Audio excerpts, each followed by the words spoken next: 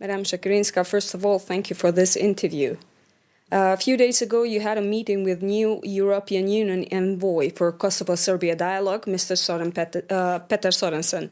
On this occasion, you expressed the NATO's support for EU-facilitated dialogue.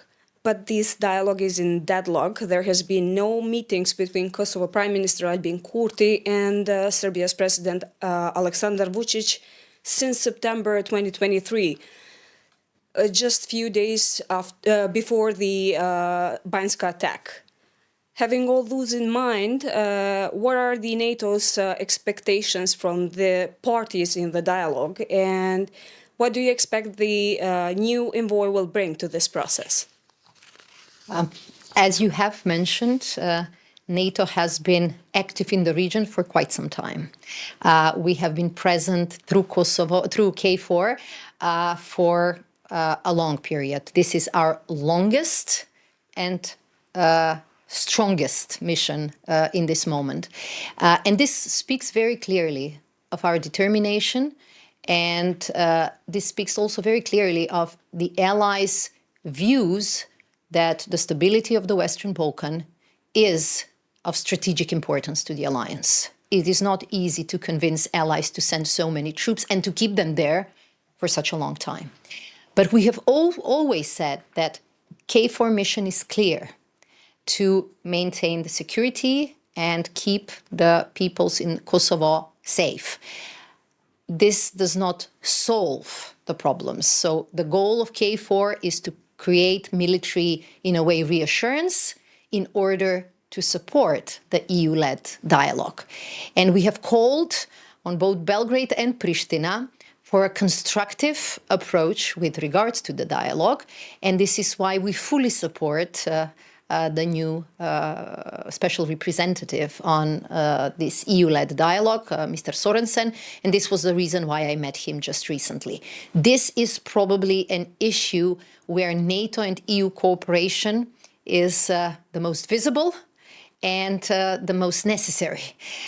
So at the end of the day, it will be up to the leaders to, give this political dialogue an opportunity for success, to implement whatever was agreed before, and to move the region from the stalemate that we have seen recently.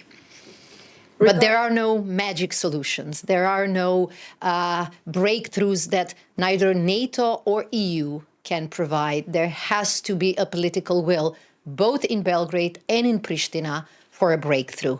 We have appreciated the progress that was made in the past, but we do believe that now we need to move forward. And this is what we hear, the expectation on the EU side. And the High Representative, she has just announced her visit to the region, and we believe that this will give a boost to the political dialogue.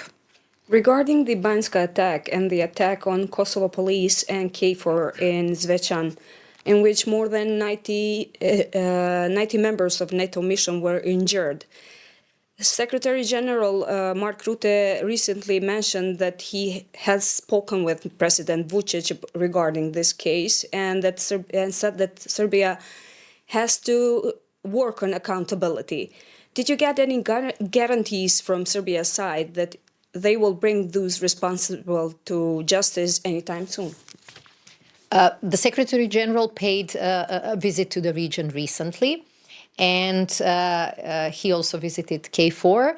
I was there, but more importantly, the whole NAC, North Atlantic Council, joined us for this visit. And it speaks really volumes when all allies, with their presence, with their participation, show their commitment. Before Secretary General made the trip to Pristina, he spoke to Serbian President Vučić, and he met him afterwards. And one of the messages that was consistently sent was our firm expectation for accountability for those that were involved with the Banjska incident and the attacks on KFOR. So this is what we expect from Serbia as our partner. During March, a military alliance agreement was signed between Kosovo and two NATO member states, Albania and Croatia. This sparked strong reactions from Serbia. How NATO sees this alliance and what implication does it have in Western Balkan stability and security? Well, as you mentioned, Croatia and Albania are our trusted allies. They have been also very supportive and participating in KFOR for quite some time. So we actually know that we can count on them in supporting the security and stability in the Western Balkans. The agreement that you refer to is not an agreement in which NATO is a party to, but our allies are, according to our treaty, free to have contracts or agreements outside of the NATO umbrella as they see fit. So this is not something that belongs to let's say, the turf of the alliance, but we appreciate very much the commitment of both Croatia and Albania to the region and to the stability. And this is why their ministers spoke very strongly in favor of regional stability at today's meeting. You come from North Macedonia, a country in the Western Balkan region and nearest neighboring to Kosovo. What would be your message to countries in the region in general and specifically for Kosovo? What are Kosovo's chances for to be part of a partnership for peace? I come from a country that has tried to join NATO for 3 decades, so 30 years. There were times when we despaired and believed that the goal will never be achieved. There were times when we believed that membership is just around the corner. You cannot relax when times are good, and you should not despair when times are bad. But what I think we bring as a lesson to the region, and I have practiced what I preach, is that there is value in political compromise. If you know your goal, if you know what is the interest of your country and your people, and if you focus on that goal, sometimes the compromises are painful, but they're worth it. My country had to go through a difficult internal reconciliation process. Many people believe that the compromises are too difficult to digest and bear. We had to go through difficult negotiations with one of our neighbors. We changed our constitution.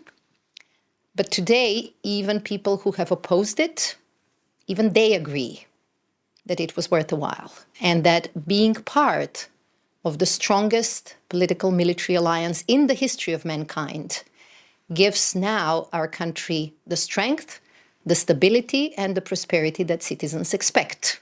So although, yes, political compromises are costly, they're costly for us as politicians, but they're always beneficial for the citizens. And I think that, the message that we sent is that country is more important than us. Thank you very much for this occasion. Thank you.